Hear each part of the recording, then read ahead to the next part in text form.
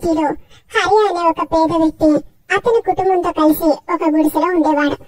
అతని కుటుంబంలో అతని భార్య మీరా ఇంకా అతని 2 పిల్లలు ఉండేవారు. హరి ఒక దుకాణంలో గిన్నెలు కడిగే పని చేసేవాడు. ఒకరోజు అతని యజమాని అతని పనుల నుండి తీసేస్తాడు. పాపం హరియా బాధపడుతూ ఇంటికి వెళ్లి అతని భార్యకి జరిగిన విషయం అంతా చెప్తాడు. అతని భార్యకి అది విని చాలా బాధ కలుగుతుంది. ఇంకా తను హరియాకి ధైర్యం చెప్తుంది. మీరు బాధపడకండి, ఏదో ఒకటి అవుతుంది. అయితే ఒక పని చెయ్యండి. ఏ పని? మావయ్య గారి రిక్షా ఇంకా ఇంటి వెనకే పడి ఉంది. దానిని బాగు చేసి వాడండి కదా. అది కొన్ని సంవత్సరాల క్రితం మా నాన్నగారు నడిపేవారు. ఇప్పుడు అది తుప్పు పట్టిపోయి ఉంటుంది. కానీ దాన్ని బాగు చేయొచ్చు కదా. సరే, రేపు చూద్దాం. మరుసటి రోజు హరియా తుప్పు పట్టిన రిక్షాని బయటకు తీసి దాన్ని బాగు చేయించి ఇంటికి తీసుకొస్తాడు. చూసారా, ఇది కొత్త దానిలా తయారైంది. మీరు ఇప్పుడు దీన్ని నడపండి. ఆ రోజు హరియా అతని రిక్షా తీసుకుని బయలుదేరతాడు. ఇంకా అందరూ రిక్షా వాళ్ళ దగ్గరికి వెళ్లి నిలబెడతాడు. అరే అన్నా, నువ్వేంది ఇక్కడ బండి పెట్టావు? ఇక్కడ ఎప్పుడు మా బండ్లు ఉంటాయి. నీ బండి ఇక్కడ ఉండటానికి వీల్లేదు. అలా అనకండి అన్నా, నా ఇంటి పరిస్థితి చాలా ఘోరంగా ఉంది. ఇంట్లో తినడానికి కూడా ఏమీ లేదన్నా, ఆలోచించండి. ఓరి అన్నా, మేము మాత్రమేమైనా ధనవంతులమా? ఇక్కడ సవారీలు దొరుకుతాయని మేము కూడా పగలు రాత్రి కష్టపడతాము. ఆ పరిస్థితి అదే అన్నా. అరే అన్నా, నువ్వు ఆ సమయాన్ని వృధా చేయక ఇక్కడి నుంచి వెళ్ళిపోతాగా. ఏ రిక్షా వాళ్ళు హరియాని అక్కడ ఉండనివ్వరు. ఇంకా తనని అక్కడి నుంచి వెళ్ళగొడతారు. పాపం హరియా చాలా బాధపడుతూ అక్కడి నుంచి వెళ్ళిపోతాడు.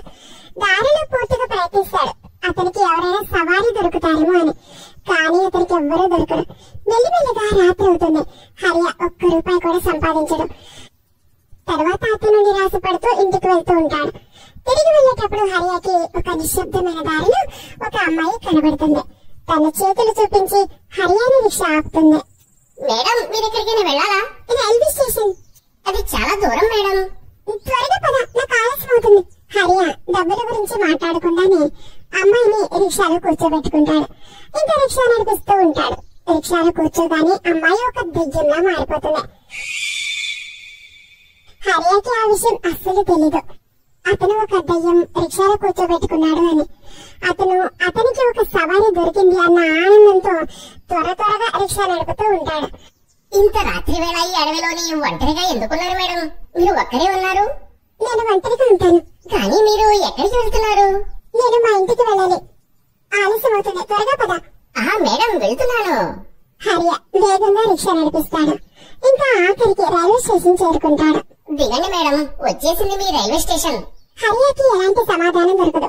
అతను వెనక్కి తిరిగి చూసేసరికి రిక్షాలో ఎవ్వరూ ఉండరు. హరియా అది చూసి ఆశ్చర్యపోతాడు. ఇంకా అతని రిక్షాలో ఉన్న ₹2000 నోట్ను చూస్తాడు.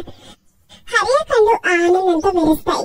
అరే, ఈ మహిళ ఎక్కడ దిగిందో తెలియనే లేదు. ఇంకా ఇన్ని డబ్బులు ఎందుకు ఇక్కడ వదిలి వెళ్ళింది? హరియా ఆ నోటుని చేతులకు తీసుకుని చూస్తూ ఉంటాడు.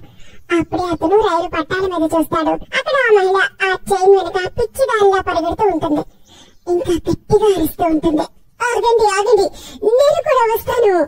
హరియా అరుస్తూ ఉంటాడు. కానీ ఆ దెయ్యం పరిగెడుతూ ఉంటుంది. పరిగెడుతూ తను వేరే పట్టాల మీదకి వెళ్ళిపోతుంది. అక్కడ ఎదురుగా ఇంకొక ట్రైన్ వస్తూ ఉంటుంది. హరియా గట్టిగా అరుస్తాడు. ఇంకా తనని అక్కడి నుంచి పక్కకి తప్పుకోమని చెప్తాడు. అతను తనని కాపాడడానికి వెళ్తాడు. కానీ అంత లోపల చైన్ ఆ దెయ్యం మీద నుంచి వెళ్ళిపోతుంది. హరియా పరిగెడుతూ అక్కడ చూడడానికి వెళ్తే అక్కడ ఎవ్వరూ ఉండరు. ఇంటికి వెళ్లి అతని భార్య చేతిలో ఆ ₹2000 నోటు పెడతాడు. ఇంకా జరిగిన విషయం అంతా చెప్తాడు. అయ్యో పాపం, ఆమెకి ఏమైందో ఏమో, కానీ ఎంత తొందర ఉందో ఏమో, అన్ని డబ్బులు వదిలేసి వెళ్ళిపోయింది. మీరు కాపాడడానికి చాలానే ప్రయత్నించాను, కానీ నాకు ఎక్కడా కనిపించలేదు. ఇద్దరు ఆ రాత్రి నిద్రపోతారు. ఆ డబ్బులతో మీరా ఇంటికి కావలసిన రేషన్ తీసుకుని వస్తుంది. ఇంకా హరియా అతని రిక్షా తీసుకుని వెళ్తాడు. రోజంతా అతనికి మళ్ళీ ఎవరు రిక్షా వాళ్ళు సవారీ దొరకరు. అలానే రాత్రి అయిపోతుంది. హరియా మళ్ళీ నిరాశపడుతూ ఇంటికి వెళ్తూ ఉంటాడు. అతనికి అదే దారిలో మళ్ళీ అదే అమ్మాయి నిలబడి కనబడుతుంది. హరియా అయితే అమ్మాయిని చూసి ఆశ్చర్యపోతాడు. చేయి చూపించి అమ్మాయి హరియాని ఆపుతుంది. మేడం, నిన్న ట్రైన్ మీ మీద నుంచి వెళ్ళిపోయింది కదా. మిమ్మల్ని కాపాడడానికి నేను చాలా ప్రయత్నించాను. నేను రైల్వే స్టేషన్ కి వెళ్ళాలి, త్వరగా తీసుకువెళ్ళు. నేను ఆ ట్రైన్ మిస్ అవ్వకూడదు. హరియా రిక్షా తొక్కడం మొదలు పెడతాడు. రిక్షాలో కూర్చోగానే ఆ అమ్మాయి మళ్ళీ దయ్యాలా మారిపోతుంది. అతని ప్రశ్నల మీద ప్రశ్నలు వేస్తూ ఉంటాడు. మేడం, నిన్న మీరు చాలా డబ్బులు వదిలిపెట్టి వెళ్లారు. మీకు చాలా ధన్యవాదాలు. నాకు ఆ డబ్బులు చాలా అవసరం ఉన్నాయి. మేడం, అసలు మీరు ఎక్కడికి వెళ్ళాలి? త్వరగా పద, ఆ ట్రైన్ మిస్ అవ్వకూడదు.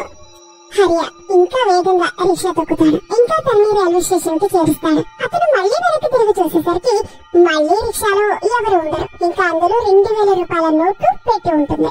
మళ్ళీ ఆ అమ్మాయి రైల్వే వెనక పరిగెడుతూ ఉంటుంది. ఇంకో ట్రైన్ వచ్చి తన మీద నుంచి వెళ్ళిపోతుంది. హరియా వెళ్లి చూస్తే మళ్ళీ అక్కడ ఎవరు ఉండరు. ఈసారి హరియా భయపడతాడు. అతను త్వరగా వెళ్లి మీరాకి జరిగిన విషయం అంతా చెప్తాడు. ఇది చాలా విచిత్రమైందండి, కానీ ఒక విషయం గుర్తు పెట్టుకోండి, ఆ మహిళ వల్లే ఇప్పుడు మన ఇల్లు గడుస్తుంది. మరుసటి రోజు హరియా రిక్షా తీసుకుని వెళ్తాడు. అతనికి సవారీ అవ్వకుండానే రాత్రి అయిపోతుంది. అతను ఆలోచిస్తూనే ఉంటాడు. అంతలో అతనికి ఆ అమ్మాయి మళ్ళీ కనబడుతుంది. మళ్ళీ అమ్మాయి రిక్షాలో కూర్చునేది, మళ్ళీ మాయమైపోయేది. అలా రోజు జరుగుతూ ఉంటుంది. హరియాకి రోజు 2000 రూపాయల నోట్ అయితే దొరుకుతుంది. కానీ అతను అమ్మాయి గురించి నిజం తెలుసుకోవాలని ఆలోచిస్తూ ఉంటాడు. అతను ఈ విషయం నిశ్చయించుకుంటాడు, అతను నిజం తెలుసుకుని తీరాలని. ఆ రోజు జోరుగా వర్షం కురుస్తూ ఉంటుంది. ఇంకా రోడ్డు మీద మొత్తం నీళ్లు నిండిపోతాయి. ఆ రాత్రి కూడా ఆ అమ్మాయి రిక్షాలో కూర్చుంటుంది. కానీ ఇవాళ హరియాకి ఆ రోడ్డు మీద ఉన్న నీళ్ళలో ఆ అమ్మాయి నిజం కనబడుతుంది. హరియా కాళ్ళు చేతులు వణికిపోతూ ఉంటాయి. అతను ఎలాగోలా తనని రైల్వే స్టేషన్ కి చేరుస్తాడు. ఎప్పటిలాగానే ఆదాయం ట్రైన్ వెనుక పరిగెడుతూ ఉంటుంది. ఇంకా రిక్షాలో నోటు ఉంటుంది. ఓ దేవుడా, ఇన్ని రోజులు ఒక దెయ్యాన్ని నేను రిక్షాలో ఎక్కించుకున్నానా? అసలు ఆ దెయ్యానికి ఏం కావాలి? అసలు నిజమేంటో తెలుసుకుని తీరుతాను నేను. హరియా పట్టాల దగ్గరికి వెళ్తాడు.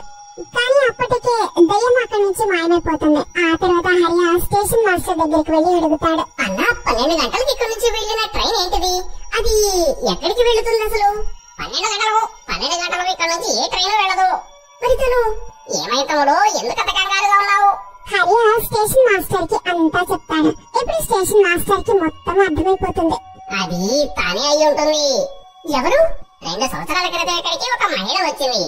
తను గట్టి గట్టిగా అరుస్తూ ఏమన్నదంటే తన భర్త తనని వదిలిపెట్టాడట.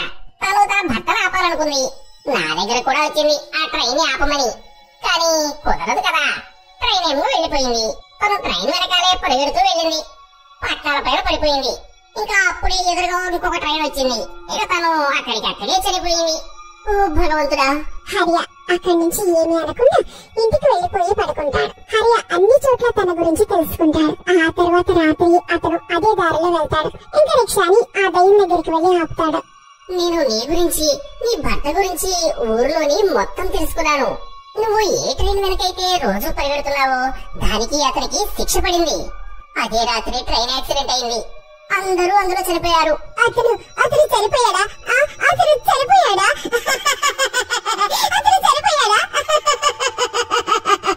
దయ్యం ఆ రోజు రిక్షాలో కూర్చోకుండా అక్కడి నుంచి పరిగెడుతూ వెళ్ళిపోతుంది. వెళ్తూ వెళ్తూ అది వెనక్కి తిరుగుతుంది. నేను నీకు ఏదో ఒకటి చేస్తాను. హరియాకి ఆ దయ్యం గురించి బాధగా ఉంది.